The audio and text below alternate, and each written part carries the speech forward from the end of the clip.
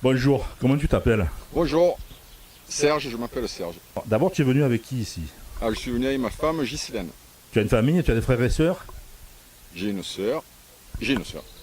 Tu as un oncle? Ouais, j'ai un oncle, j'ai une tante. Ah, tu as une tante, de quelle couleur elle est? Bleu clair.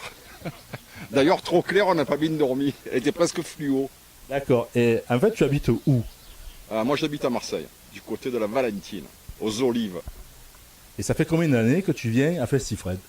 Alors, je suis venu uniquement l'an dernier. Enfin, donc, si tu reviens, c'est que ça te plaît de venir ici.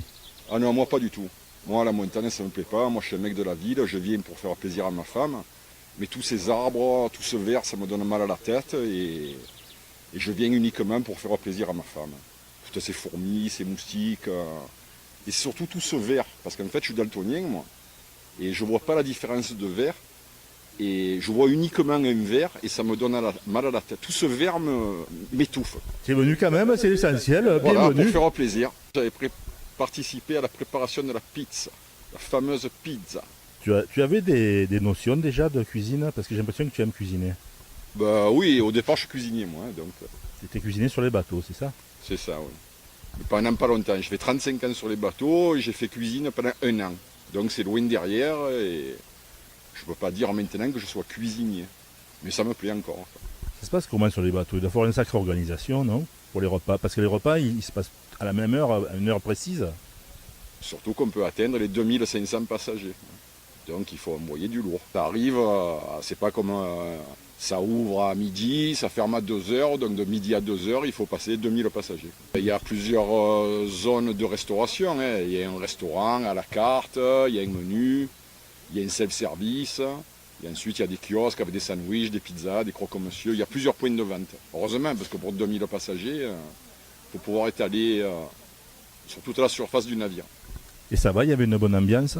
Ben, le gros avantage qu'on avait, nous, c'est qu'on changeait régulièrement de bateau. Donc si tu travaillais avec quelqu'un que tu n'aimais pas spécialement, tu savais que tu n'en avais que pour 15 jours et qu'après, lui ou toi allait changer de bateau. Quoi. Ça, c'était un gros avantage. Mais en règle générale, oui, il y avait une bonne ambiance.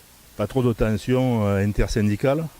Vers la fin, plus ou moins, entre le syndicat de Marseille et le syndicat corse, qui naviguaient pas dans les mêmes eaux. Je voudrais savoir comment tu as connu Fred en fait au départ. Ben, j'ai connu Fred par Christian et Gérard, qui font des courses de moto ensemble. Et donc on a sympathisé et au fil du temps, il nous a proposé de venir au Festifed. Parce que toi tu fais de la moto. Oui. Et qu'est-ce que tu as comme moto? Moi j'ai une Triumph Bonneville. Et évidemment, pour ceux qui connaissent, je ne fais pas de course avec, contrairement à l'équipe de là. Quoi. Bon, ça ne nous empêche pas d'aller balader ensemble. Et ça ne les gêne pas trop de m'attendre. Ah ouais, très bien. D'accord. Ah oui. Ah ouais, ouais. Ouais, la Triumph c'est plutôt tranquille quoi. Ah, c'est plutôt balade, oui. Contrairement à eux qui attaquent, mais bon, ils m'attendent. C'est pas la même philosophie. Pas du tout. Donc tu pars avec Ghislaine. Voilà, je pars avec Ghislaine quand elle ne travaille pas, parce que moi je ne travaille plus, je suis à la retraite maintenant. La retraite dans la marine c'est 55 ans et donc je ne travaille plus. C'est bon, c'est un bon coup à 55 ans. Voilà.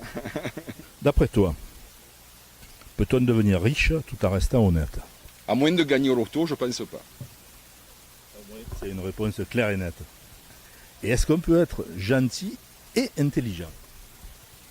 Tout à fait. Oui, je le pense.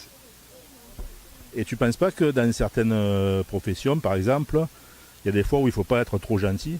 Ah mais il faut pas, il y a beaucoup de gens qui confondent gentillesse et faiblesse, et il ne faut pas confondre quelqu'un qui est gentil et en tirer de la faiblesse. Tu peux être gentil et être droit avec tout le monde, tout en, de temps en temps, recadrer les personnes. Je te remercie. On va passer à l'autre, au suivant. De rien.